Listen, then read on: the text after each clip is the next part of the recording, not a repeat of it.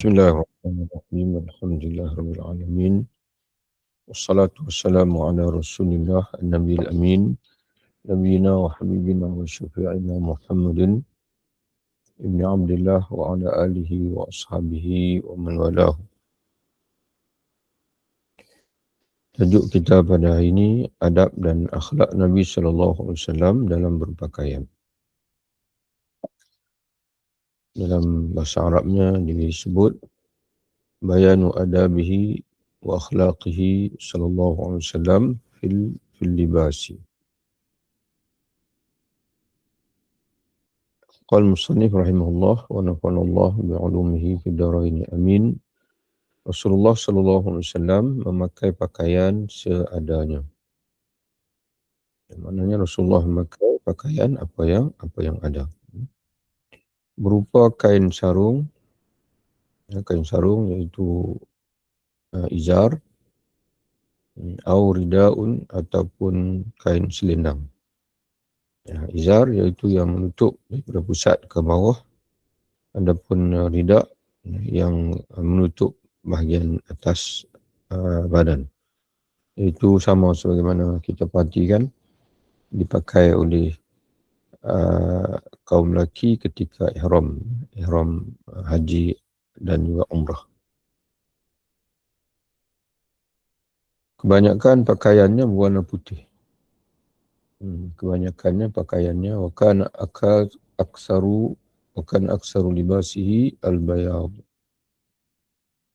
Wa kana aksaru libasihi al-bayad. Kebanyakan pakaiannya berwarna putih. Di mana baginda sallallahu alaihi wasallam bersabda, albisuha ahya'akum wa kafinu fiha mautakum. Pakaikanlah dia, yakni pakaian berwarna putih, kepada orang-orang yang hidup di antara kalian, dan kafanilah orang-orang yang mati di antara kalian dengan putih. Jadi sebab itu jenazah dikafankan dengan kain yang warna putih, walaupun harus dengan lain daripada putih. Tapi disunatkan kerana hadis ini, hadis Nabi SAW. Rasulullah SAW memiliki jubah yang dicelup dengan za'faran. Diterjemah dengan jubah. Dalam teks Arabnya kata dia wa kanat lahu milhafatan masbughatan bi za'faran. Milhafah ni asalnya lebih tepatnya adalah kain selimut.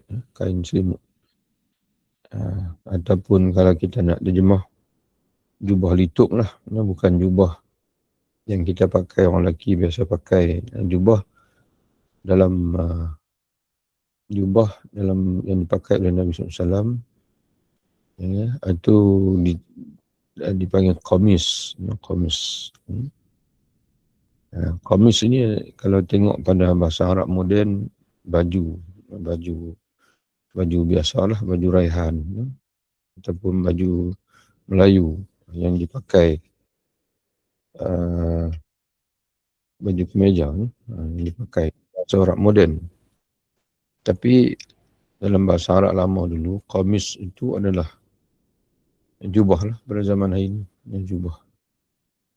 Adapun perkataan jubbatun ataupun kita kata ada satu istilah lagi, iaitu yang dipakai di sebelah luar. Jadi orang Arab hari ini kita tengok dia pakai jubah, kemudian dia pakai pula cover jubah lain pula di luar tu. Itu. Jadi itu pun mungkin boleh kita faham dengan milhafah. Mana yang diselimuti di atas jubah yang lain, pakaian yang lain. Macam imam dipanggil. Imam contohnya, pakaian imam. Dia pakai jubah, kemudian dia pakai pula satu jubah lain pula di atas jubah dia itu. Dia panggil jubah lituk. Itu milhafah. Rasulullah memiliki kain, dipanggil kain lituk ataupun jubah lituk yang dicelup dengan za'faran, yang diwarnai dengan za'faran. Terkadang salat, baginda salat dengan memakai jubah itu, dengan memakai kain selimut itulah, kain selimut tersebut. Dan terkadang memakai kain penutup satu lapis. Dalam bahasa Arabnya disebut Rubama labisal kisa wahdahu ma alaihi ghairuhu. Kadang-kadang baginda SAW mengerjakan salat dengan memakai kain selimut tersebut tanpa kain lain. Wa kana lahu kisa, dan adalah bagi baginda, di sini terjemah Rasulullah mempunyai kain penutup yang dipakainya. Ini terjemahan dia, ini tidak begitu sempurna. Wa kana lahu kisa, wa kana lahu kisa'un mulabbadun. Mulabbadun itu ialah kain selendang yang bertampung. Ada kalanya Rasulullah juga pernah memakai kain selimut, kisa', kain selimut yang bertampung.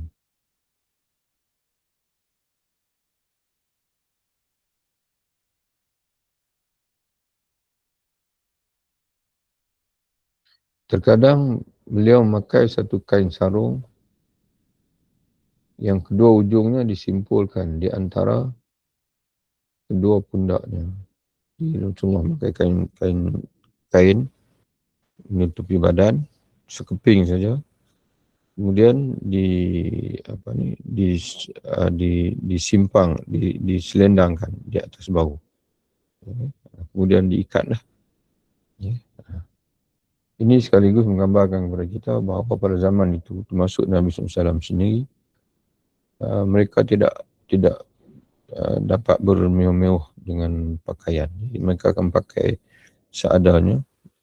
Dan Nabi SAW sendiri pun memiliki beberapa jenis selendang. Dan kebanyakan pakaian mereka itu adalah selendang. Macam kita boleh gambarkan sebagaimana yang dipakai oleh orang-orang lelaki semasa ihram haji dan umrah.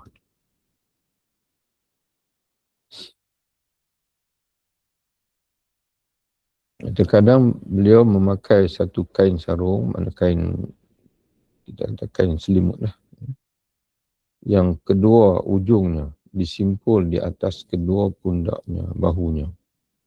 Terkadang baginda mensalati jenazah dengan kain tersebut. Mana pernah Nabi memakai kain selimut yang sedemikian ketika mengimamkan salat jenazah. Terkadang beliau salat di rumahnya dengan berkemul, maknanya dengan berselimut satu kain sarung, menyelempangkan kedua ujungnya, maknanya di atas bahunya. Mana baginda menutupi kain sarung itu dipakai untuk, kerana asal kain sarung ni adalah untuk menutupi bahagian pusat sehingga ke bawah. Tapi Nabi turut memakaikannya dengan menutupi bahagian atas sebahagiannya, dengan ujungnya itu diselempang dan diikat di bahagian bawah.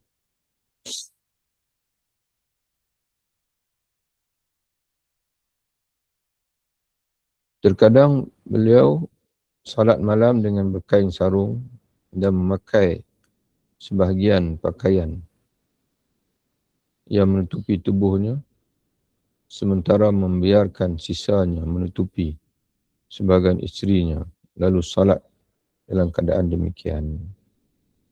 Ya.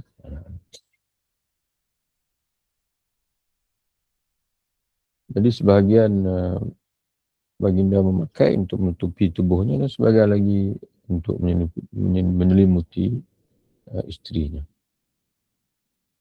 Ya.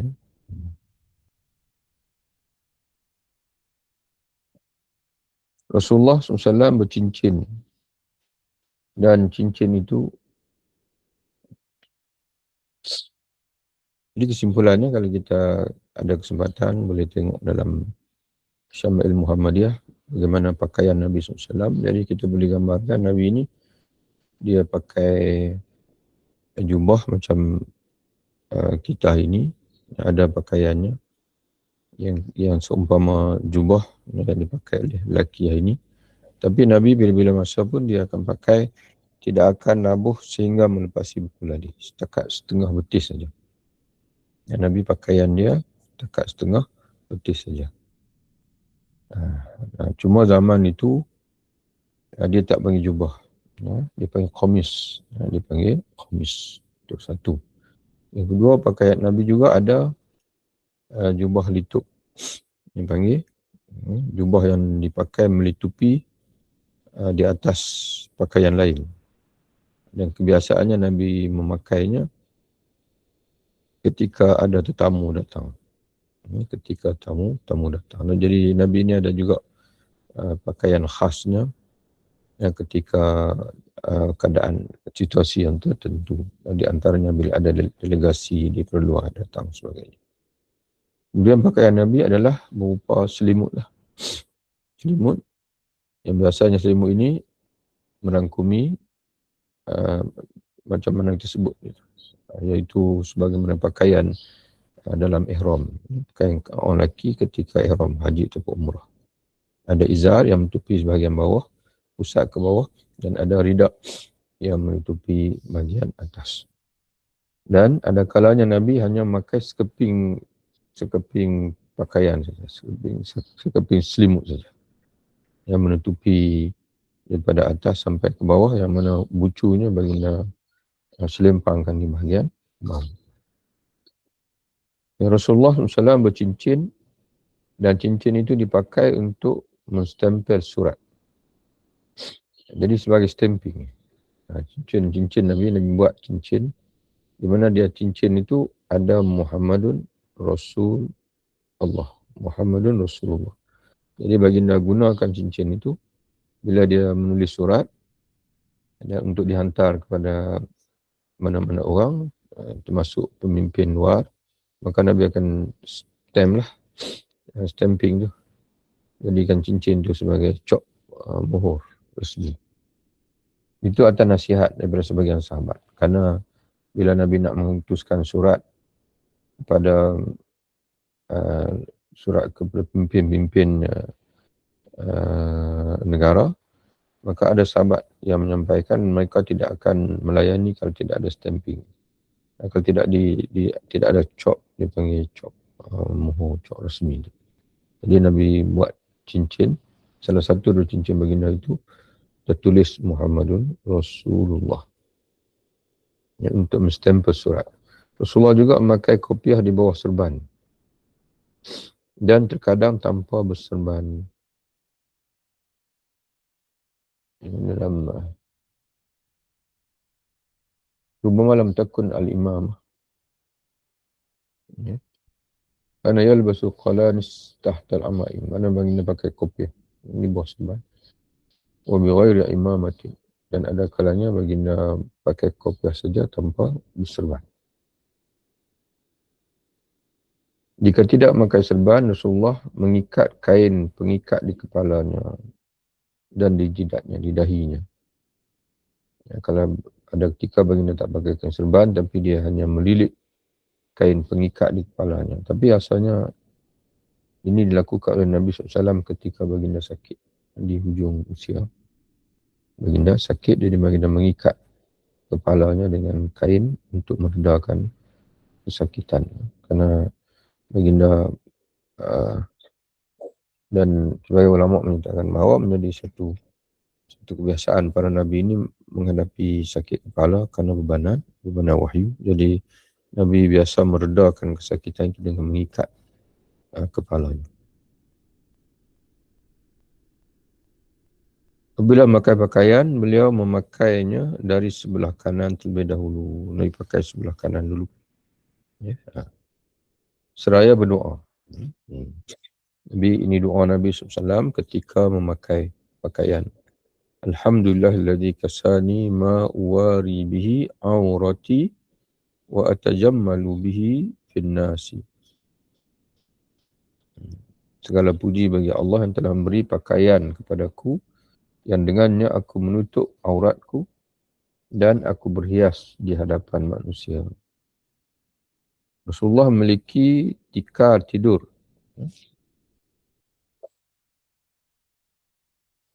Rasulullah memiliki tikar tidur.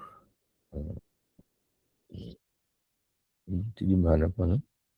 Wa kana lahu firashun, hamparan. Hamparan lapik lah, kita ada lapik tidur, hamparan ketika baginda tidur. Dari kulit yang diisi dengan serabut kurma. Mungkin kita kata alas tidur lah, alas tidur ataupun mungkinlah tilam nipis. Baginda juga biasa tidur di atas tikar yang di bawahnya tidak ada sesuatu pun selainnya. Wa kana yanam 'ala al-hasir laisa tahtahu syai'un ghairuhu. Baginda juga biasa tidur di atas al-hasir. Al-hasir ni adalah tikar anyaman mengkuang, anyaman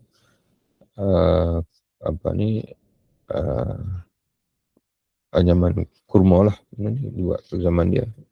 Pada zaman Nabi SAW, tikar ni dianyam dengan dipanggil pelepah kurma, dipanggil pelepah, ataupun kita kata digunakan kulit daripada pelepah kurma tu.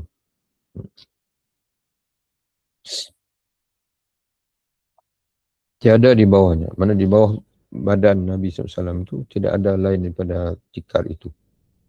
Jadi maknanya ada kalanya Nabi SAW dia tidur tanpa tilam lah, tanpa berlapik.